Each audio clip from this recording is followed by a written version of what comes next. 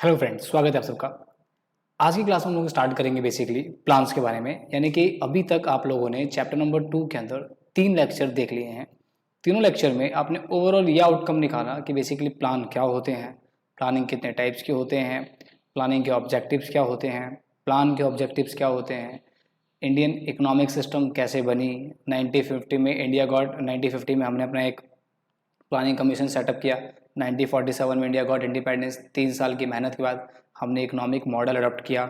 Mixed economic model adopt करने के बाद अब हम यहाँ पर बात करेंगे जो 5 ईयर प्लान्स हम लोगों ने बनाए उनका एक एक के महत्व को समझेंगे और एक एक को अच्छे से डेप्थ में पढ़ेंगे। आज के सेशन में हम इंजॉय करेंगे पूरा का पूरा 5 ईयर प्लान्स के बारे में।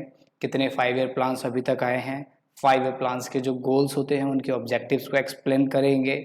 उसके साथ साथ प्लान का मीनिंग क्या है, उसके बाद आर्किटेक्ट ऑफ प्लानिंग कमीशन किन्हें कहा गया है, इसके बारे में थोड़ा सा बात करेंगे। अगर फर्दर फिर भी कोई क्वेरी रह जाती है तो आप चैट में जाकर के पूछ लीजिएगा। आइए स्टार्ट करते हैं 5 ईयर प्लान्स के बारे में। तो 5 ईयर प्लान्स के बारे में जानने से पहले एक बार मैं फिर आपको सबसे पहले प्लान्स का मीनिंग समझा देता हूँ कि प्लान्स का मीनिंग क्या है।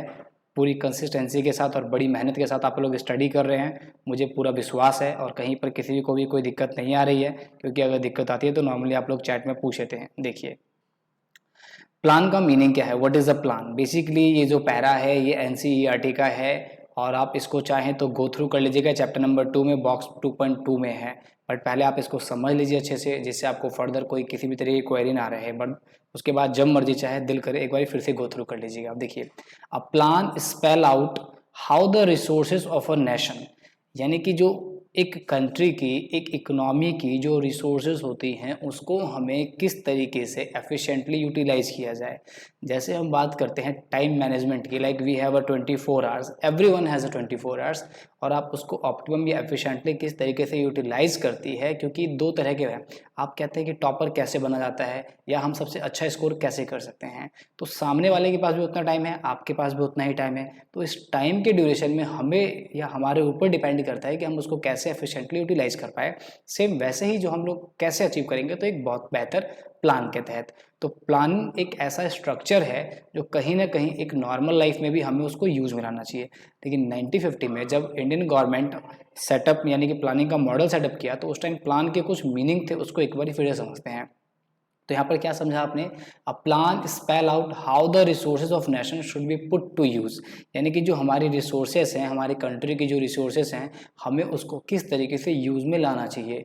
It should have some general goals, यानी कि ऑफ कोर्स इसके कुछ ना कुछ गोल्स होते हैं। लाइक आप भी जब कोई प्लान बनाते हैं तो आपका कोई गोल्स होता है, आप उन गोल्स को अचीव करते हैं। So well as a specific objective, general goals होते हैं और कुछ उसके ऑब्जेक्टिव होते हैं which are to be achieved within a specified period of time, और उसे हम क्या करते हैं within a period of time में उसे अचीव करना हमारा फर्ज भी बनता है। In India plans are 5 years, India में क्या है 5 ईयर के प्लान्स होते हैं, duration are called 5 year plans, और उसे हम लोगों ने क्या कहा 5 ईयर प्लान्स कहा। अब यहाँ पर बहुत ही इंपॉर्टेंट पॉइंट्स आ जाता है कि 5 ईयर प्लान्स का जो कॉन्सेप्ट है हम लोग कहाँ से लेके आए, सोवियत यूनियन से। सोवियत यूनियन जो है प्लानिंग कमीशन का एक पायोनियर है, यानी कि सबसे पहली बार अगर कहा जाए कि प्लानिंग का मॉडल कहाँ से आया तो वो आया था आपका सोवियत यूनियन से। Our plan documents not only specify the objective to be attained in the 5 year of plans, but also what to be achieved over a period of 20 years. मतलब एक प्लान के अंदर सिर्फ आने वाले 5 ईयर्स के ही नहीं होते हैं, या सिंपल सा मैं कहूँ कि प्लान के हम लोग यहाँ पे दो तरह के गोल डिसाइड कर लेते हैं, एक शॉर्ट टर्म और एक लॉन्ग टर्म। लाइक मुझे पता है कि मेरे को अगर इस एकेडमिक ईयर में full out of full marks score करना है तो मैं क्या करूँगा, वीकली या मंथली प्लान अपने बनाने स्टार्ट करूँगा, एंड देन फिर मैं फ्यूचर मतलब पूरा एक साल के बाद देखूंगा। तो शॉर्ट टर्म और लॉन्ग टर्म, प्लानिंग के कमीशन में क्या गया, शॉर्ट टर्म मतलब 5 ईयर प्लान्स और लॉन्ग टर्म मतलब 20 ईयर प्लान्स। ठीक है, तो 5 ईयर प्लान्स के ऑब्जेक्टिव ध्यान दीजिएगा, प्लानिंग के ऑब्जेक्टिव और प्लान के ऑब्जेक्टिव। 5 ईयर प्लान्स के 5 ऑब्जेक्टिव थे और प्लान के ऑब्जेक्टिव 2 थे, ग्रोथ और इक्विटी। ठीक है, अच्छा, so this long terms plan is called perspective plan. ये बहुत ही अच्छा क्वेश्चन बन जाता है 1 मार्क्स के लिए कि लॉन्ग टर्म प्लान को क्या बोलते थे, तो इसको हम लोग बोलते थे पर्सपेक्टिव प्लान। ठीक है, और शॉर्ट टर्म प्लान को क्या बोलते थे, 5 year plan. So this 5 year plans are suppose to provide basis of perspective life. ठीक है, so it will be unrealistic to expect all the goals of a plan to be given equal importance in all the plans. कहने का मतलब simple सा है कि 5 year plans के जैसे जैसे हमारे 20 ईयर्स के गोल्स थे और 5 ईयर्स के, तो हम अकॉर्डिंग टू इकोनॉमी की प्रायोरिटी क्या होती है उसके हिसाब से हम गोल्स को क्या करते रहते हैं, थोड़ा सा चेंजेस करते रहते हैं और हम देखते हैं कि प्रायोरिटी क्या है, किस पे हमें ज़्यादा फोकस करना चाहिए।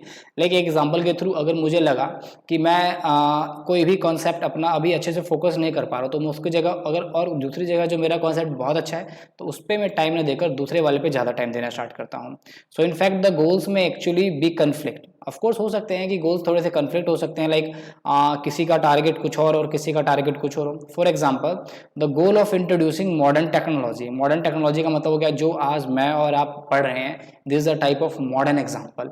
एक टाइम था लाइक अगर मैं कहूँ कि ऑनलाइन मार्केट नहीं होता या ऑनलाइन प्लेस नहीं होता है स्टडी करने का, तो ऑफलाइन में इस टाइम कितनी ज़्यादा ड्रॉबैक्स होती है और कैसे हमारे पास तक चीज़ें अवेलेबल हो पाती है। So may be conflict with the goal of increasing employment. यानी कि मॉडर्न टेक्नोलॉजी और इंक्रीजिंग एम्प्लॉयमेंट दोनों ही एक कहीं ना कहीं कन्फ्लिक्ट का टॉपिक हो सकते हैं कि किसे ज़्यादा फोकस करा जाए। तो if the technology reduce the need for labour, मतलब देखिए if the technology reduce the need for labour and the plan, मतलब कहने का मतलब आपको पता है कि जैसे जैसे हम मॉडर्न टेक्नोलॉजी यूज़ करेंगे तो कहीं ना कहीं हो सकता है कि लेबर की रिक्वायरमेंट कम पड़े। अब मैं इसका प्रैक्टिकल एग्जांपल दूं, लाइक अगर एक ही टीचर क्लासरूम में पढ़ा रही है ऑनलाइन वे में, तो पूरा स्कूल या पूरी क्लासरूम एक साथ पढ़ सकती है, आपको पता है ऑनलाइन में। बट बात आती है कि स्पेशल अटेंशन की, तो फिर वहाँ पर एक पर्टिकुलर या इंडिविजुअल स्टूडेंट्स को हम लेते हैं। या बैंक का एग्जांपल दूं अगर मैं आपको, तो देखा होगा आपने कि अगर हम मॉडर्न टेक्नोलॉजी अडॉप्ट करते हैं, एटीएम, तो पहले कैश के लिए कैशियर आपको विड्रॉ और डिपॉजिट करने के लिए होता था, बट एटीएम मशीन आई तो कहीं ना कहीं उसके जॉब्स कम हुए। अब ऑटोमेटिक टेलर मशीन आ गई है जो कि आप उसमें करेंसी क्या कर सकते हैं, अपनी पुटअप कर सकते हैं और वो बैंक में ऑटोमेटिकली डिपॉजिट कर सकता है।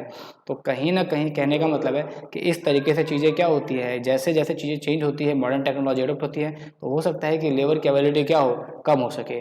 तो कहीं ना कहीं मॉडर्न टेक्नोलॉजी तो एक कंट्री का हिस्सा होना ही चाहिए, और मॉडर्न टेक्नोलॉजी जैसे जैसा एडवांसमेंट होगी वैसे वैसे टेक्नोलॉजी यानी कि जो गुड्स की कॉस्ट होती है वो क्या होती है, चीप होती जाती है।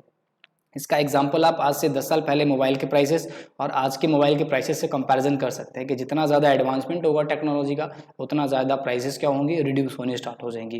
तो कहीं ना कहीं ये चीज़ें हमें समझ कर चलनी चाहिए। तो बैंकिंग का ही एग्जाम्पल हो गया, आपके स्कूल के टीचर्स का एग्जाम्पल हो गया और मोबाइल का हो गया।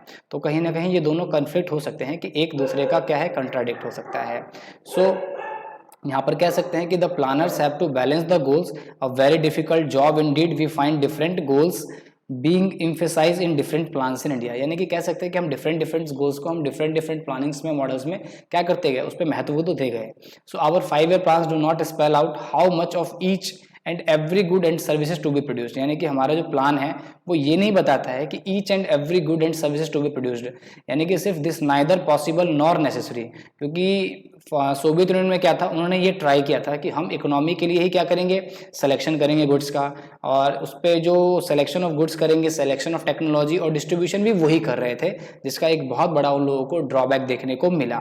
सो it is enough if the plan is specific about the sectors where it play a commanding role. Sectors की बात अगर मैं कहूँ तो एग्रीकल्चर सेक्टर हो सकता है, इंडस्ट्रियल सेक्टर हो सकता है, फॉरेन ट्रेड हो सकता है। तो it play a commanding role, for instance power generation and irrigation while living the rest of the market. यानी कि हमें केवल या गवर्नमेंट्स को प्लानिंग के अंदर वही चीज़ अडॉप्ट करनी चाहिए जो कि मार्केट की एक बेसिक रिक्वायरमेंट्स है। जैसे आपने एक एग्जांपल देखा पावर जनरेशन, अगर इलेक्ट्रिसिटी प्रोवाइड कराई जाए फार्मर्स को आज़ादी मिलेगी, फार्मर्स अपने प्रोडक्शन को लेवल को बहुत हाई लेवल पे लेके जा सकते हैं। फिर उसके बाद इरीगेशन भी उसका एक एग्जाम्पल हो गया, while living the rest of the market. और फार्मर्स कितना प्रोड्यूस करे, कितना बेचे, वो सारी चीज़ें हमें किस पे छोड़ देनी चाहिए, मार्केट पे छोड़ देनी चाहिए। ये है प्लान का मीनिंग। तो इसमें से जो भी आउटकम में आपने निकाला वो काफ़ी अच्छा निकला। अब यहाँ पर थोड़ा सा और लेकर अगर मैं आगे लेकर चलूँ आपको, तो architect of planning commission, architect of planning commission जो है वो पीसी महालनोबिस को कहा जाता है, प्रशांत चंद्र महालनोबिस को। तो मैं उनके बारे में थोड़ा सा जरूर बताऊंगा आपको, क्योंकि आपको जरूर जानना भी चाहिए यहाँ पर। और जो आप आज के टाइम में जो एनएसएसओ या एसएसओ के बारे में सुनते हैं, ये सब इन्हीं की बदौलत है, या इन्हीं की ही आप कह सकते हैं एक तरीके से देन है। और जो भी डाटा वगैरह आप देख पा रहे हैं, आपके सामने चीज़ें असेसिबल हो पाती है बहुत अच्छे से, तो मैं उसके बारे में बात करता हूँ। देखिए थोड़ा सा अच्छे से समझिएगा, कोई दिक्कत लगे तो बताइएगा, ठीक है। महालनोबिस, महालनोबिस यानी कि पीसी महालनोबिस को क्या बोला जाता है, the architect of Indian planning commission, the architect of Indian planning commission. ध्यान दीजिएगा इस चीज़ को, बहुत स्पेशल बोल रहा हूँ मैं। अब मैंने डिस्टिंग्विश्ड, हालांकि आप कहेंगे कि ऐसा क्यों, देखिए पहला 5 ईयर प्लान जो आया था वो 1951 से 1956 में। अभी आप पढ़ेंगे तो आपको सारे प्लान्स के ईयर भी बता दूंगा कि आपका कौन कौन से प्लान आए थे, कैसे हमने एनुअल प्लान, कैसे हमने हॉलीडे प्लान भी कहा, तो वो सारा एक एक करके बात करेंगे अच्छे से। क्योंकि प्लानिंग के जो जितने 5 ईयर प्लान्स आए थे उसमें एक बहुत इंपॉर्टेंट चीज़ है, जैसे कि आपका ह्यूमन कैपिटल फॉर्मेशन पे किस वाले प्लानिंग में ज़्यादा जोर दिया गया, पॉवर्टी पे सबसे ज़्यादा प्लान कौन वाले 5 ईयर प्लान्स में जोर दिया गया। तो यानी कि हमारा एक टारगेट था कि हमने गोल्स बनाए, पॉवर्टी हमें रिड्यूस करनी है, ह्यूमन कैपिटल फॉर्मेशन इंक्रीज करना है, लाइक हमें जो हमारी ह्यूमन पावर है उसको स्केल करनी है, एफिशिएंट करनी है। तो इन सब चीज़ के बारे में बात करते हैं हम सारे के सारे, ठीक है। आइए थोड़ा सा पीसी महालनोबिस के बारे में जान लेते हैं, फिर हम वापस चलेंगे प्लानिंग के ऊपर। देखिए, many distinguished thinkers contributed to the formulation of 5 year plans, among them the name of statistician, यानी कि स्टैटिस्टियन प्रशांत चंद्र महालनोबिस, यानी इसको हम लोग प्यार से पीसी महालनोबिस भी बोलते हैं इनको। तो planning in the real sense of the term began with the second 5 year plan. जो सेकंड 5 ईयर प्लान स्टार्ट हुआ था वो हुआ था 1956 से 1960 तक, तो कहने का 1961 तक। तो इसका जो मेन ऑब्जेक्टिव था वो ये था कि इंडस्ट्रियल सेक्टर में रिवैल्यूएशन लाना, यानी कि 2 आईपीआर आए थे, आईपीआर 1 और आईपीआर 2। तो 1956 को आईपीआर 2 और 1948 जो है वो आईपीआर 1, इंडस्ट्रियल पॉलिसी रिजोल्यूशन, यानी कि इंडस्ट्री को किस तरीके से इजी बनाया जाए, किस तरीके से प्राइवेट सेक्टर्स के लोगों को पूरी आज़ादी मिले, हर कोई उसमें इंटरवेंट कर सके और अपना एक एंटरप्रेन्योर बन सके। थोड़ा सा उसमें फिर बात करेंगे आगे। तो the second plan is a landmark contribution to the development planning, in general laid down the basic regarding ideas goals of Indian planning. This plan was based on the ideas of Mahalanobis, यानी कि जो ये second 5 year plan आया था ये जो base था basically वो था पीसी महालनोबिस पे। In that sense the can be regarded in the architect of Indian planning, यानी कि सेकंड प्लानिंग से ही प्लानिंग की असली हकीकत पता चली और उसका एग्जिस्टेंस लोगों को पता चलना स्टार्ट हुआ। फिर थोड़ा सा महालनोबिस के बारे में पढ़ लेते हैं अच्छे से, क्योंकि काम ही आएगा आपके। पीसी महालनोबिस का जो बॉर्न हुए थे वो आपके 1893 में हुए थे कोलकाता के अंदर, ठीक है। तो इसको थोड़ा सा देख लेते हैं अच्छे से, आपको समझ में आएगा। ये थोड़ा रब कर दो वाला ऐसा, देखिए। तो Mahalanobis was born in 1893 in Calcutta. He was educated at the Presidency College. Presidency College एक ऐसा कॉलेज है जहाँ से आप कह सकते हैं कि बंगाल में आप डॉक्टर प्रणब मुखर्जी कहिए, रविंद्रनाथ टैगोर कहिए, मतलब बहुत सारे महान शख्सियत ही वहाँ से निकले हैं। उसके बाद इन्होंने कैम्ब्रिज यूनिवर्सिटी से अपनी आगे की पढ़ाई करी। His contribution to the subject of statistics brought him international fame, यानी कि कहीं ना कहीं इनकी जो स्टैटिस्टिक्स की स्टडी थी वो इंटरनेशनल मतलब लेवल पे इनकी काफ़ी ज़्यादा पहुंच थी। और 1956 में इन्हें ब्रिटेन रॉयल सोसाइटी का मेंबर बना दिया गया था। फेलो मेंबर्स बहुत ही रेप्यूटेड लोग हैं जो उनके मेंबर्स बनते हैं। So one of the most prestigious organization in of the scientist, only the most outstanding scientist are made members on this society, यानी कि स्टेटमेंट सोचकर आप समझ सकते हैं कि हर कोई चाहता है कि मैं if I become a doctor, engineer or economist, so I also want to become a part of these things, ठीक है। सो महालनोबिस स्टेबलाइज द, ये बहुत अच्छा क्वेश्चन है। पीसी महालनोबिस है, उन्होंने क्या स्टेबलाइज किया था? आईएसआई। आईएसआई मतलब इंडियन स्टैटिकल इंस्टीट्यूशन, इसका गलत मतलब मत लेना, ठीक है। यहाँ पे एक और अच्छा क्वेश्चन आता है कि इंडियन स्टैटिकल इंस्टीट्यूशन का जो हेड ऑफिस है वो है कलकत्ता में, ध्यान रखना कलकत्ता में। उसके बाद ये ना अपनी एक मैगजीन पब्लिश करती है, यानी कि जर्नल जिसको हम बोलते हैं, जिसका नाम था संख्या। यानी कि संख्या एक ऐसा जर्नल था जिसपे लोग ट्रस्ट करते हैं। लाइक अगर मैं आपसे कहूँ कि प्राइसेस बढ़ रहे हैं, जीडीपी ग्रोथ ये है, जीडीपी का कॉन्ट्रैक्शन इतना हुआ है, तो इसके बारे में आप सबको क्या मिलता है? डाटा से इन्फॉर्मेशन मिलता है। तो डाटा कहाँ से अवेलेबल होते हैं आप सबको? तो सीएसओ से, एनएसएसओ से, ठीक है, मॉस्पी से, ministry of statical programme and implementation से। तो उसी तरीके से इनका एक खुद का संख्या था। बाकी इनकी जो संख्या मैगजीन थी, यानी कि बोथ आईएसआई एंड संख्या, बहुत ही ज़्यादा जितने भी इकोनॉमिस्ट थे वो सब इस पे बिलीव करते थे और डाटा का जो पहलू था बहुत ही ज़्यादा एडवांस लेवल का था। सो आई होप सो आप इसको समझे होंगे और ये वाला पैरा जरूर रीड करना जब भी आप लोगों को टाइम मिले। तो चलिए अब हम वापस चलते हैं अपने टॉपिक्स पे। तो आप लोगों ने प्लान्स के बारे में पढ़ लिया काफ़ी अच्छे से, ठीक है, और ये पैरा था मैंने बता दिया। आइए अब अपने बुक पे आ जाते हैं फटाफट से और हम लोग फर्स्ट 5 ईयर प्लान्स के बारे में थोड़ा सा और डेप्थ में अच्छे से स्टडी करते हैं, ठीक है कि नहीं। तो मेरा जो कॉन्सेप्ट है वो यही है कि इंडियन इकोनॉमी को पढ़ने से ज़्यादा उसको विजुअलाइज करो। जितना ज़्यादा आप उसको विजुअलाइज करोगे उतना ज़्यादा मज़ा आएगा, क्योंकि एलपीजी भी आने वाला चैप्टर है, वो काफ़ी मस्त चैप्टर है और उसको तो और मज़ा आएगा आप लोगों को, तब इस पर थोड़ा सा फोकस करके चलेंगे। चलिए The first 5-year plan was one of the most important as it prepared for the development of the country then and for the year to come। यानी कि कहने का मतलब जो 5-year प्लान था वो आने वाले फ्यूचर के लिए एक ऐसा रास्ता या एक ऐसा मार्ग हमने चुना जो इकोनॉमी को सालों साल क्या देने वाला था, बेनिफिट देने वाला था। So 5-year plans are formulated very systematically, I you know very well, in which the problems and are considered and ordered on priority basis. यानी कि जैसी जैसी हमारी प्रॉब्लम्स थी उसको हम कंसीडर करते थे और उसके हिसाब से हम प्रायोरिटी के हिसाब से चीज़ों को उसमें इन्हेंस करते थे। अब यहाँ पर ये वाला जो पैरा है वो बहुत इंपॉर्टेंट है, ध्यान से सुनना, बहुत इंपॉर्टेंट है। आपको मैं पहले बता चुका हूँ the concept of economic planning, ये जितनी बातें आती है एक एक नंबर के क्वेश्चंस के लिए बहुत ज़्यादा इंपॉर्टेंट हो जाती है। The concept of economic planning in India is derive from the Russia. कहाँ से आया था? रसिया से। देन यूएसएसआर, उसको हम लोग यूनाइटेड सोवियत बोलते थे basically. India has launched 12 5-year plan so far. India ने अभी तक कितने 5-year प्लान लॉन्च कर चुका है? 12। और जो 12वीं की ईयर थी उसको हम लोग बोलते हैं लास्ट 5-year प्लान। ये कि लास्ट 5-year प्लान कितना था? 12th 5-year plan. और लास्ट ईयर क्या था? 2007 से 2012। और फर्स्ट 5-year प्लान कब आया था? 1951 से 1956 तक। तो first 5-year plan was launch in 1951 और 5-year प्लान सेटअप कब हुआ था? 1950 के अंदर। तो ये लॉन्च और सेटअप में थोड़ा कंफ्यूज मत होना। Now the present NDA government, national democratic alliance, मैं पहले वाली वीडियो में बता चुका हूँ आपको, has stopped the formation of 5-year plans. So 12th 5-year plan would be the called the last 5-year plan of India. यहाँ पे एक बात और आ जाए है, the decades of old 5-year plans will make way for 3-year action plan. यानी कि जो 5-year प्लान्स थे उसमें कुछ 3-year एक्शन प्लान भी आए थे, एनुअल प्लान्स भी आए थे, which will be part of 7 years strategy paper and 15-year vision documents. तो बहुत सारी चीज़ थी।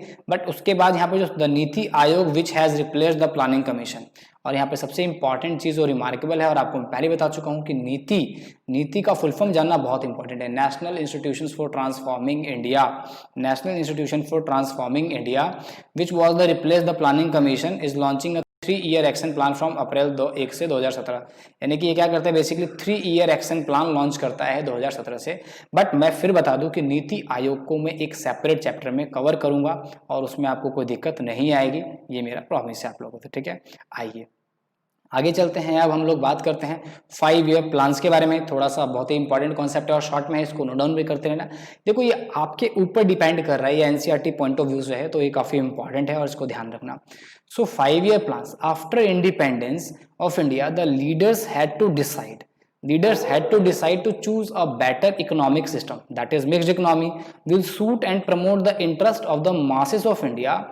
Nehru and the other leaders of the independence India sought an alternative to the extreme type of capitalism and socialism practice। तो उनको क्या मिला जो कि वर्ल्ड वाइड में ऑलरेडी चल रहा था पहले से ही, तो उनको उन दोनों का मिक्सअप आपको अच्छे से पढ़ चुके हो।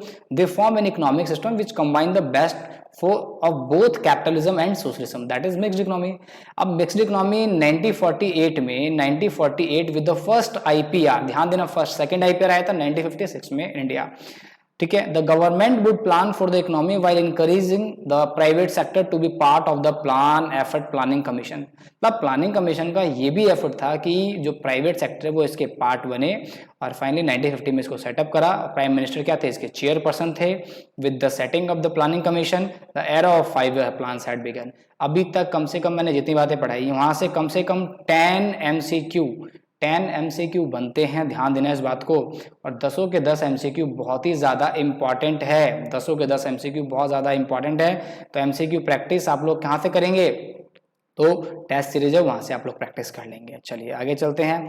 अब बात करते हैं common goals of 5-year plans. Common goals of 5-year plans, देखिए 5-year प्लान्स के मोस्ट इंपॉर्टेंट 4 गोल है, और इस साल सेल्फ रिलायंस वाला जो है वो बहुत ज़्यादा इंपॉर्टेंट है, क्योंकि जैसे ही कोविड-19 का कॉन्सेप्ट आया तो यहाँ पर एक नई चीज़ लॉन्च आई है, आत्मनिर्भर भारत। आत्मनिर्भर भारत एक अपने आप में 6 नंबर या 4 नंबर का इंपॉर्टेंट क्वेश्चन बन जाता है। तो that's why I am telling you कि सेल्फ रिलायंस वाला ऑब्जेक्टिव आपको इस बार बोर्ड के एग्जाम में दिखेगा, एक्सप्लेन करने वाला या करने के लिए 5 सेट में से एक सेट में ये क्वेश्चन जरूर देखने को मिलने वाला है, ठीक है। टोटल 15 सेट बनते हैं, तो 15 की बात तो मैं भी नहीं करूंगा, ठीक है, वो सब बाद में बता दूंगा पेपर कैसे बनता है कैसे नहीं बनता है फिलहाल। तो any 5-year plan should have strategic and specific goal which it should aim to fulfill। यानी कि हर प्लान के अपने अलग अलग स्पेसिफिक गोल होते हैं, बट सबका एक जो मेन मोटो है वो क्या था? ग्रोथ मैक्सिमाइज करना, मॉडर्नाइजेशन लाना, सेल्फ रिलायंस, इक्विटी। अब मैं यहाँ पर एक एक करके आपको थोड़ा सा समझाता हूँ इनका मीनिंग, ठीक है, फिर मैं वापस ले आऊंगा, फिर थोड़ा सा और अच्छे से एक्सप्लेन। देखिए ग्रोथ का मतलब क्या हुआ, तो ग्रोथ का मतलब है कि हमें इकोनॉमी के अंदर कहीं ना कहीं गुड्स एंड सर्विसेज के प्रोडक्शन को इंक्रीज करना। गुड्स एंड सर्विसेज के प्रोडक्शन को जितना ज़्यादा हम इंक्रीज करेंगे उतना ज़्यादा इकोनॉमी में लोगों के पास आउटपुट ज़्यादा पहुंचेगा। जितना ज़्यादा आउटपुट, इनकम, एम्प्लॉयमेंट लोगों के पास पहुंचेगा उतना ज़्यादा वो ओवरऑल एक्सपेंडिचर भी ज़्यादा करेंगे। या मैं ओवरऑल कहूँ तो सीधे सा मतलब हुआ कि हमें ग्रोथ में सिंपल सा कॉन्सेप्ट है, कहीं ना कहीं जीडीपी के साइज को बड़ा करना। आपने बार बार देखा है मोदी जी का जो कॉन्सेप्ट है, हमें 5 ट्रिलियन की इकोनॉमी बनानी है, यानी कि जितना बड़ा इकोनॉमी का साइज होगा उतनी ही ज़्यादा, कहने का मतलब लोगों के पास वो चीज़ एलोकेट होकर के पहुंचती है। मॉडर्नाइजेशन का मतलब क्या है, मॉडर्नाइजेशन का मतलब है adopting a new technology. Adopting a new technology का मतलब है कि टाइम टाइम में हमें कहीं ना कहीं इकोनॉमिक ग्रोथ करने के लिए ऐसी टेक्नोलॉजी अडॉप्ट करनी चाहिए जो कि सोसाइटी में कहीं ना कहीं इन्हेंसिबिलिटी लाए। मॉडर्नाइजेशन में हम ये भी कह सकते हैं कि बैंकिंग सेक्टर का रोल, मनी का रोल और वुमेन एम्पावरमेंट। मॉडर्नाइजेशन में मेरा सबसे अच्छा कॉन्सेप्ट है वुमेन एम्पावरमेंट, यानी कि इंडिया की पॉपुलेशन में 50-50 का अराउंड पॉपुलेशन कवर होती है और 50% लोगों को आप घर में बिठाकर नहीं रह सकते हो। सो दैट्स वाई मॉडर्नाइजेशन में अडॉप्टिंग या एम्पावरमेंट ऑफ वुमेन या फिर वुमेन का इंडस्ट्री में, एग्रीकल्चर में, सर्विस सेक्टर में इन्वॉल्वमेंट भी क्या है, एक मॉडर्नाइजेशन का ही कॉन्सेप्ट है। फिर सेल्फ रिलायंस। सेल्फ रिलायंस मतलब आत्मनिर्भर। सेल्फ रिलायंस का कॉन्सेप्ट इसलिए भी इम्पॉर्टेंट है क्योंकि इंडिया 1960 तक खुद से इतना प्रोडक्शन या फूड ग्रेन्स की अवेलेबिलिटी नहीं थी हमारे पास कि हम लोग खुद से अपनी कंट्री का पेट भर सके। सो दैट्स वाई हम लोग क्या करते थे, इंपोर्ट करते थे फूड ग्रेन्स वगैरह को यूएसए की वजह से। तो उस केस में हमें क्या करना पड़ा, हमें सेल्फ रिलायंस बनना पड़ा। हम लोग 5 ईयर प्लान्स को लॉन्च किया। 5 ईयर प्लान्स को लॉन्च करने के बाद हम लोगों ने एम्प्लॉयमेंट स्केल बढ़ाए, इंडस्ट्री सेक्टर में जॉब अपॉर्चुनिटीज बढ़ाई। हम सर्विस सेक्टर में भी अच्छा खासा काम कर रहे थे, बट कहीं ना कहीं यहाँ पर सबसे बड़ा जो प्रॉब्लम था वो था inward trade looking strategy. Inward looking strategy क्या होता है, बेसिकली मान लीजिए कि आप दूसरे पे डिपेंडेंट नहीं होते हैं। आपका जो भी गुड्स एंड सर्विसेज वो अपनी इकोनॉमी के विद इन अ बाउंड्री में ही करते हैं, और दूसरी कंट्री से अगर गुड्स एंड सर्विसेज आपकी कंट्री में आते हैं तो आप उस पर टैक्सेस या टैरिफ बोल सकते हैं, ज़्यादा इम्पोज करते हैं, जिससे वो चीज़ें महंगी मिलती है और आपके डोमेस्टिक जो कंज्यूमर है उसको वो लोग परचेज नहीं करते हैं। अब यहाँ पर इसका बेनिफिट क्या मिलता है, इसका बेनिफिट ये मिलता है कि आपके डोमेस्टिक ट्रेडर्स को कंपटीशन नहीं मिलता है, इससे नई स्किल्स सीखने को नहीं मिलती है, आपके पास नई टेक्नोलॉजी नहीं आती है। तो कहीं ना कहीं आत्मनिर्भर और सेल्फ रिलायंस कोई नया कॉन्सेप्ट नहीं है, 1950 से ही आ रहा है। फिर अगला आता है इक्विटी। इक्विटी का मतलब है, आपको पता है कि हम चाहते हैं कि चाहे अपर क्लास हो, मिडिल क्लास हो, पुअर क्लास हो, तो हर किसी को समाज के अंदर इक्विटी मिल सके। और चाहे हम कास्ट सिस्टम के बारे में बात करें, चाहे यहाँ पर हम सोशलिज्म के बारे में बात करें, तो हर किसी को यहाँ पे समानता मिले और हर कोई अपना समान हक जी सके, कोई भी अपनी लाइफ को वल्नरेबल तरीके से ना जिए। अब एक एक करके इन सबको एक्सप्लेन करेंगे बहुत अच्छे से, बट उससे पहले मैं आपको यहाँ पर एक चीज़ और इंट्रोड्यूस कराऊंगा जो कि बहुत खास है 5 ईयर प्लान्स के जो गोल्स के ऑब्जेक्टिव्स हैं, क्योंकि वो भी आपको जानने चाहिए और अच्छे से जानना चाहिए वो चीज़, ठीक है। यानी कि जितने भी 5 ईयर प्लान्स थे उनका क्या क्या बेस था, क्योंकि इतना डेप्थ में ना पढ़े, केवल मैं आइडियाज़ दे रहा हूँ आपको कि आइडियाज़ बहुत इंपॉर्टेंट है वहाँ पर, ठीक है। देखिए यहाँ पर जो फर्स्ट 5 ईयर प्लान आप लोग देख रहे हैं, तो ये फर्स्ट ईयर 5 ईयर प्लान है। मैं एक काम का हाईलाइट से लेता हूँ, ठीक है। ये देखिए जो फर्स्ट 5 ईयर प्लान है यहाँ पर, तो ये जो बेस था बेसिकली इसकी ड्यूरेशन क्या थी, 1951 टू 1956। यहाँ पर 1951 टू 1956 के बारे में बात कर रहा हूँ, एक मिनट रुकिएगा। वेरी गुड, ठीक है। चलिए तो फर्स्ट 5 ईयर प्लान कब था, 1951 से 1956 में। अब ये जो बेस था वो किस पे था, हारोल्ड डोमर मॉडल। ये हारोल्ड डोमर कौन है, देखिए हारोल्ड डोमर मॉडल जो है, जब आप लोग इकोनॉमिक्स पढ़ेंगे और पोस्ट ग्रेजुएट लेवल पे पहुंच जाएंगे, जब आप या फिर अगर आप बीए इकोनॉमिक्स ऑनर्स करेंगे तो रिसर्च आप एडवांस मैक्रो इकोनॉमिक्स में आप या इकोनॉमिक ग्रोथ मॉडल में हारोल्ड डोमर मॉडल के बारे में पढ़ेंगे, जो कि एग्रीकल्चर बेस्ड या एग्रीकल्चर सेक्टर में क्या क्या इन्हेंसमेंट होना चाहिए, किस तरीके से लोगों को अपने लेबर का, कैपिटल का यूज करना चाहिए, तो उस पर बेस्ड था हारोल्ड डोमर मॉडल, ठीक है। So it main focus was on the agriculture development. इसका जो सारा का सारा फोकस था वो क्या था, एग्रीकल्चर डेवलपमेंट। और यहाँ पर जो सबसे अच्छी बात थी वो क्या था कि जो प्लान बनाया था उसमें हमने जो ग्रोथ रेट था वो 3.6% अचीव किया था। यानी कि मोर देन इट्स टारगेट, यानी कि हमने जो टारगेट बनाया था वो एटलीस्ट 2.5 के अराउंड था, ठीक है, तो उससे ज़्यादा हमने टारगेट क्या कर पाए, यहाँ पर अचीव कर पाए। तो पहला 5 ईयर प्लान जो था वो सक्सेसफुली रहा। सेकेंड 5 ईयर प्लान जो आया था आपका वो आया था 1956 से 1961 तक। अब ये जो मॉडल है आपको पता है architect of the planning commission PC Mahalanobis model पे बेस्ड था। इसका जो मेन फोकस था वो था इंडस्ट्रियल डेवलपमेंट, क्योंकि कोई भी इकोनॉमी चाहे कितनी भी डेवलप्ड क्यों ना हो, अगर उस इकोनॉमी का इंडस्ट्रियल सेक्टर ग्रो नहीं करता तो वो इकोनॉमी कभी भी डेवलप्ड नहीं हो सकती है। बैकबोन होती है एक इकोनॉमी की इंडस्ट्रियल सेक्टर। बट इंडिया की जो लैंड है, फर्टाइल कैपेसिटी है, वो अर्जेरियन इकोनॉमी है, तो इस कारण से हम ये भी नहीं कह सकते हैं कि इंडिया में इंडस्ट्रियल सेक्टर इतनी ज़्यादा बेस्ट क्यों नहीं है। ये एक ऐसे टॉपिक्स हैं जो आपको हर चैप्टर में मिलेंगे और आप वहाँ पर थोड़ा सा और उसको अच्छे से एलोबरेट करेंगे। और फिर यहाँ पर this plan was successfully and achieve growth rate 4.1%, यानी कि फाइनली हमने जो यहाँ पर ग्रोथ रेट मेंटेन किया था वो कितना किया था, 4.1%। फिर बात करते हैं थर्ड 5 ईयर प्लान के बारे में। अब देखिए यहाँ पर 2 प्लान हमारे बहुत सक्सेसफुली था, और जो थर्ड प्लान आया था हम लोग का, एक मिनट,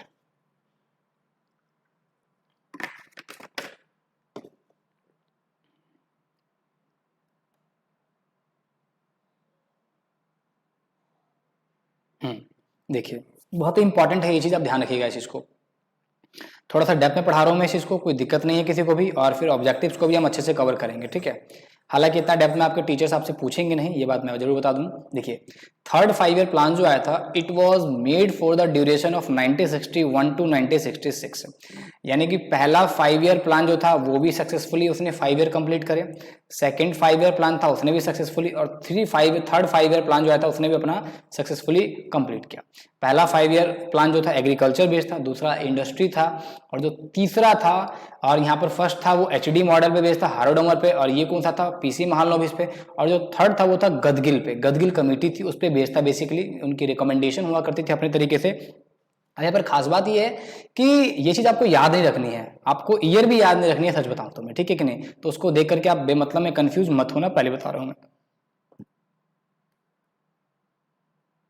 ये देखिए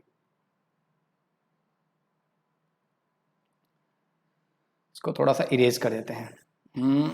ये देखिए, चलिए देखिए the main target of this plan was to make the economy independent. Independent का मतलब क्या हुआ, सेल्फ रिलायंस, यानी कि कहने का मतलब जो ये हमारा प्लान था इसका जो बेस था वो बेसिकली हमें क्या करना था, थर्ड, यानी कि हमें क्या बनाना था इसको, self reliance and rich self active position to take off. अब यहाँ पर ये चीज बड़ी ही दिक्कत हुई, due to China war this plan could not achieve its growth rate, यानी कि जो टारगेट था, यानी कि चाइना ने हम पर अटैक किया था 1966 में, तो जिस कारण से ये प्लान अपना ग्रोथ रेट सक्सेसफुली अचीव्ड नहीं कर पाया। तो कहने का मतलब यहाँ पर 3 प्लान तो आपने देख लिए, और चाइना का वॉर तो I think Indo China war तो आपको याद ही हो गया 1966 से, ठीक है। तो उसके बाद जो आया था वो आया था प्लान हॉलीडे। प्लान हॉलीडे इसको क्यों कहा गया, क्योंकि इसका जो टाइम था वो था 3 ईयर्स का। देखिए कैसे याद रखेंगे, 3 कॉन्जिक्यूटिव 5 ईयर प्लान आया, उसके बाद तीसरा प्लान आया, यानी कि 5 ईयर्स के 3 प्लान हमने सक्सेसफुली, उसके बाद थर्ड ईयर का प्लान आया। थर्ड ईयर का प्लान आया, बहुत ही इजी था, कितना याद हो गया कि नहीं हो गया यहाँ तक। देखिए तो the main reason behind the plan is India Pakistan war, China war, failure of the third plan. इस कारण से थर्ड प्लान हमारा क्या हुआ, पूरा का पूरा फेल हो गया। During this plan annual plan were made and equal priority was given to agriculture and its sectors and industry sector, यानी कि सेम हमारा कॉन्सेप्ट सेम रहा यहाँ पर। यानी कि देखिए first 5 year plan, second 5 year plan and third 5 year plan, उसके बाद 3 साल का एक प्लान आया। तो 1951 से 1956, 1956 से 1961 एंड 1961 से 1966 तक आया। उसके बाद 3 साल का 1966 से 1969 तक आया। तो ये बहुत ही ईजी हो गया आप लोगों के लिए, पहले का एग्रीकल्चर, दूसरे का इंडस्ट्री, तीसरे का सेल्फ रिलायंस। बहुत ही सिंपल से टॉपिक्स थे और आप अभी तक पढ़ चुके हैं, तो आपको अब याद भी होना स्टार्ट हो चुका काफी अच्छे से, ठीक है कि नहीं। जिस तरीके से बोला है उसी तरीके से याद रखना, नहीं तो बहुत गंदा फंस जाओगे, फिर बोल रहा हूँ, ठीक है। चलिए थोड़ा सा और आगे चलते हैं अब हम यहाँ पर, इसको इरेज कर दें। ये देखिए अब बात करते हैं हम लोग फोर्थ 5 ईयर प्लान। अब यहाँ पर सीधी सी बात है, फोर्थ 5 ईयर प्लान ही कहा गया है, तो फोर्थ 5 ईयर प्लान फिर हम लोगों ने सक्सेसफुली क्या करा, पूरा का पूरा लॉन्च करा। फोर्थ और फिफ्थ देखिए अब यहाँ पर क्या लॉजिक आता है, first 5 year plan, second 5 year plan, third 5 year plan. उसके बाद क्या हुआ, फोर्थ 5 ईयर प्लान क्या था, तीसरे साल का था। उसके बाद हम लोगों ने यहाँ पर क्या हुआ, सॉरी, फर्स्ट, सेकंड, थर्ड और फोर्थ। फोर्थ को हम लोगों ने बेसिकली क्या बोला, एनुअल प्लान या हॉलीडे प्लान। तो इसीलिए हम लोग इसको क्या बोलते हैं, fourth 5 year plan and fifth 5 year plan हमारा क्या रहा, सक्सेसफुली कंप्लीट रहा था। तो 1969 से 1974 और 1974 से 1979, यानी कि आपके दिमाग में क्वेश्चन आएगा हमेशा कि पहला प्लान 1951 से 1956, फिर 1956 से 1961, फिर 1961 से 1966, उसके बाद जो हमारा अगला फोर्थ 5 ईयर प्लान था वो 1969। तो 3 साल हमने एनुअल प्लान या हॉलीडे प्लान कह दिया, छुट्टी पे था प्लान हमारा, क्योंकि इंडिया पाकिस्तान चाइना वॉर के रीजन के कारण, ठीक है। अब जो फोर्थ प्लान आया था हम लोगों का वो, और फिफ्थ 5 ईयर प्लान जो आया था वो हमारा क्या था, कॉन्सिक्यूटिव सिस्टमेटिक वे में चलता रहा, ठीक है। तो थर्ड आने के बाद तीसरी चीज दिमाग में, इंडिया पाकिस्तान चाइना आईपीसी आपके दिमाग में स्टक करना चाहिए, ठीक है। और 3 ही कंट्री थी यहाँ पर, ये भी लॉजिक है आपके सामने, ठीक है। अब यहां पर जो एक कॉन्सेप्ट आया कि गरीबी हटाओ, यानी कि फोर्थ 5 ईयर प्लान में जो कॉन्सेप्ट आया गरीबी हटाओ, और गिवन ड्यूरिंग द 1971 जो कि इंदिरा गांधी का इलेक्शन था और प्लान था 1971 के अंदर, काफी फेमस सक्सेस थी उस टाइम ये, ठीक है। और यहाँ पर फिर यहाँ पर हमारा प्लानिंग जो था अपना ग्रोथ रेट अचीव करने में फेल हुआ, जो कि 5.7 से गिर करके 3.3 पर रह गया था। तो यहाँ पर हमारा जो बेसिकली ऑब्जेक्टिव है था कि हमें इकोनॉमी के अंदर ग्रोथ, स्टेबिलिटी और प्रोग्रेसिव अचीवमेंट और सेल्फ रिलायंस, यानी कि चीज मेंटेन करनी है, या सिंपल सा कहूँ तो एग्रीकल्चर और इंडस्ट्री को मेंटेन करते हुए सेल्फ रिलायंस टारगेट रहा। और एक और चीज नहीं ऐड हो गई, गरीबी हटाओ।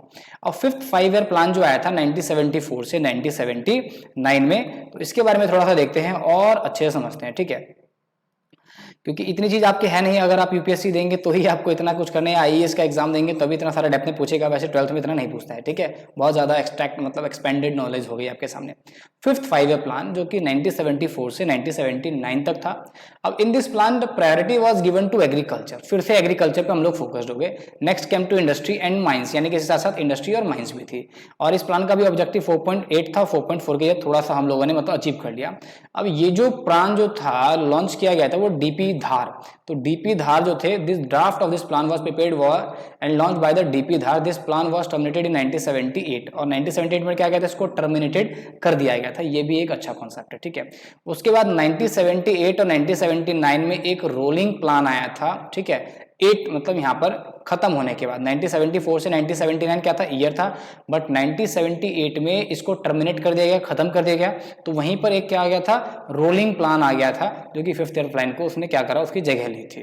क्लियर। आइए थोड़ा सा और बात करते हैं सिक्स्थ 5 ईयर प्लान के बारे में, ठीक है। और वास्ट में अगर नॉलेज चाहिए तो फर्दर आप जब आगे प्रिपेयर करेंगे, इंडियन इकोनॉमी और अच्छे से पढ़ेंगे तो वहां पर और देख लीजिएगा, ठीक है।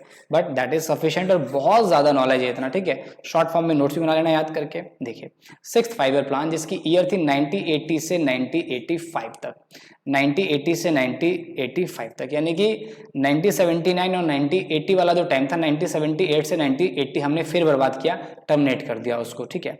अब it is the duration work from 1980 to 1985। The basic objective the plan was poverty eradication, यानी कि सिक्स्थ 5 ईयर प्लान में भी हमारा एक ही टारगेट था, गरीबी हटाओ और टेक्नोलॉजिकल सेल्फ रिलायंस, यानी कि फार्मर्स को क्या करो, टेक्नोलॉजी के टर्म्स में सेल्फ रिलायंस करो। और it was based on investment योजना, इंफ्रास्ट्रक्चरल चेंजेस के बारे में हम लोग कह सकते हैं। और इसका जो ग्रोथ था वो 5.2% था, बट इट इज अचीव 5.7%। फिर आगे थोड़ा सा और चलते हैं हम लोग यहीं पर। नाइन्थ बहुत आगे चला गया, चलिए कोई बात नहीं, ठीक है। देखिए बात करते हैं हम नाइन्थ 5 ईयर प्लान के बारे में। अभी नाइन्थ 5 ईयर प्लान जो था वो कब था, थोड़ा सा ऊपर जाना पड़ेगा हम लोगों को, 8 तो हम लोगों ने किया ही नहीं अभी, ठीक है। हाँ कहाँ थे हम लोग, 7th 5 ईयर प्लान पे, ठीक है। 6 तक हम लोगों ने पढ़ लिया पूरा का पूरा। अब देखिए ध्यान से यहाँ पर जो 7th 5 ईयर प्लान आया था, तो its duration was from 1985 to 1990, यानी कि 1980 से 1985, देन 1985 टू 1990। अब यहाँ पर जो सबसे बड़ा ऑब्जेक्टिव था कि प्लान है सेल्फ सफिशिएंट इकोनॉमी बनानी है, सेल्फ सफिशिएंट इकोनॉमी। ध्यान दीजिएगा, ऐसी हालत हो गई थी कि क्रूड ऑयल खरीदने के भी पैसे नहीं थे, एक्सचेंज रेट का जो लेवल था वो पूरा का पूरा सत्यानाश हो गया था। ये बहुत इंपॉर्टेंट चीज है, यहाँ पे ध्यान देना। So opportunities for productive employment, मतलब खैर जो भी इनका कॉन्सेप्ट था, for the first time the private sector got the priority over public sector, यानी कि पहली बार first time the private sector got the priority over the public sector. क्यों ना हो, क्योंकि पब्लिक सेक्टर की परफॉर्मेंस पूरी हो चुकी थी, इनएफिशिएंट मैनेजमेंट चल रहा था, प्रॉफिट आ नहीं रहा था, तो ऑफकोर्स होना चाहिए था। So it's growth target was 5%। अब यहाँ पर क्वेश्चन ये है कि भैया 1990 का और 1991 1992 की जो ईयर्स थे इंडियन इकोनॉमी के लिए वर्स्ट ईयर 2020 को अगर हटा दे तो यहां पर हम लोग ऐसी हालत में थे, वो अगले चैप्टर में डिस्कस करेंगे। तो यहां पर बहुत ही इंपॉर्टेंट चीज है कि 8th 5-year plan could not take place due to volatile political situation. Political तो खराब होनी ही है, सीधी सी बात है भैया। सो 2 एनुअल प्रोग्राम्स आर फॉर्म्ड, यानी कि 2 एनुअल प्रोग्राम्स आए थे 1990 से 1991 और 1991 से 1992। अब 8th 5-year प्लान के बारे में बात करते हैं, जो कि आया था 1992 से 1997 के अंदर। अब इस प्लान जो बेसिकली बेस था वो था नई गवर्नमेंट के बिहाफ पर, और इनका जो कॉन्सेप्ट है देख लेते हैं एक बार क्या क्या था पूरा का पूरा। ये देखिए, तो 8th 5-year प्लान जो था आप लोगों का, इट ड्यूरेशन वाज 1992 टू 1997। अब यहाँ पर जो प्रायोरिटी थी वो थी human resource that is employment, education and public health. अब during this plan Narasimha Rao government launch the new economic policy of India. ठीक है, ये केवल आइडियाज के लिए और नॉलेज के लिए आपको पढ़ाया जा रहा है, तो डोंट बी पैनिक, ठीक है कि नहीं। अब इसके बाद मतलब सिंपल है, इसमें कुछ ऐसा है नहीं और जो उसमें आपको बहुत ज़्यादा याद रखने वाली बात है, ठीक है। आप ईयर याद रख ले, वही बात नहीं। अब 9th 5-year प्लान और 10th 5-year प्लान और 11th 5-year plan. 9th 5-year plan जो था वो था 1997 से 2002 तक। इसका जो मेन मोटो था growth with justice and equity, यानी कि हम यहाँ पर इक्विटी पर आ चुके थे और हमने यहाँ पर 50 साल भी अपनी आज़ादी कंप्लीट कर लिए थे। और this plan fail to achieve growth, यानी कि हमने ग्रोथ रेट यहाँ पे 7% बनाया था और पहुंचे कितने थे 5.6% पे, ठीक है। 10th 5-year प्लान जो कि 2002 से 2007 में आया था, और सेम यहाँ पर ये जो मेन एम था हम लोग का यहाँ पर क्या था कि जो पर कैपिटा इनकम है वो 10 सालों में हमें क्या करना है, डबल करना है। अगर आपकी 10,000 है तो 20,000 करनी है, ठीक है। और यहाँ पर हम लोगों ने जो ग्रोथ रेट था वो 8% था, बट इट अचीव्ड ओनली, ठीक है, यानी कि केवल यहाँ पर अचीव क्या था, और it aims to reduce the poverty at 15%। हालांकि 2012 तक हमारा एम था कि हम पॉवर्टी को 15% पे ला दे, बट दुर्भाग्यवश ये सक्सेसफुल नहीं हो पाया, क्योंकि अभी भी हम लोग पॉवर्टी पे 22% पे अटके हुए, और अब कोविड-19 की वजह से पता नहीं कितना हो गया हालत खराब, ठीक है। 11th 5-year प्लान और 12th 5-year plan 11th 5-year plan 2002 से 2012 में थी, और जो बेस थी ये थी सी रंगराजन के ऊपर, और इसका कोई गोल्स वगैरह याद नहीं रखना आपको। और यहाँ पर जो आपका 12th 5-year प्लान था 2012 से 2017, ये आपने अच्छे से यहाँ पर देख लिया। यहाँ पर जो मेन मोटो था वो था faster, more inclusive and sustainable growth, और इसका टारगेट था वो 8%। अब बात है 3-year action plan document only, यहाँ पर ध्यान देना, थोड़ा सा इसको मैं एलोबरेट कर दूँ जिससे आपको कोई दिक्कत ना आए, ठीक है, क्योंकि काम भी आएगा आपके ये काफ़ी अच्छे से। देखिएगा, इसको थोड़ा सा यहाँ से रब भी कर देते हैं। देखिए, बहुत इंपॉर्टेंट है।